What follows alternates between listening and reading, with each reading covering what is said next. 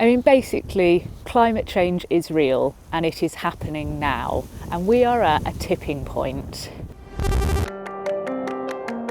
Little Walden Moss that we're stood on right now, 5 years ago, was being extracted for peat. To do that, you'd need to drain all the water off, and you are destroying the habitat. From an ecological sense, it was horrendous, let's be blunt. We were told that we could not restore it. You can't actually create a peatland. You know, much like you could create a woodland, for example, you can plant some trees, which is great, but once a peatland is gone, it's gone, there's nothing you can do. The figure that's always put out is 98% has been destroyed, so that is destroyed, it's gone. 2% being left is incredibly rare. We don't have any pristine peatland anymore.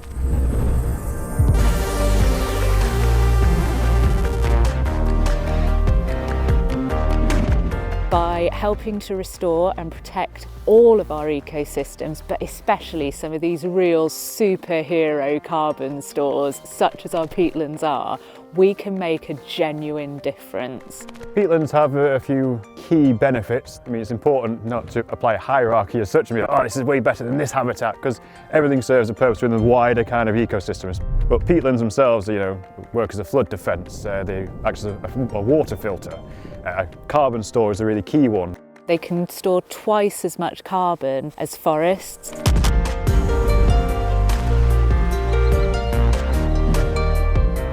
It's fortunate that we have so much of it within the lowland regions of Greater Manchester, only a short distance from the city centre itself.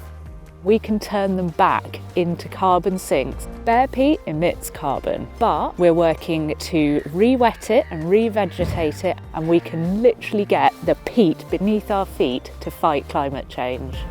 We have a chance and the ability to actually restore it.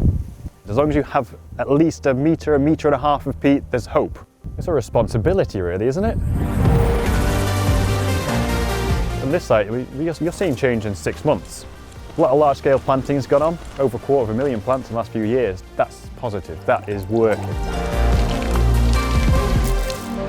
Damaging our peatlands to fill cheap bags of compost, it's got to stop. We know the harm that damage to our peatlands causes to our climate, so we need to stop doing it, and we need to stop doing it now. We can literally do anything we want, so why not do something positive? What harm will it do you? Nice and simple, isn't it? That's again, my simple view on things, that's how I do it.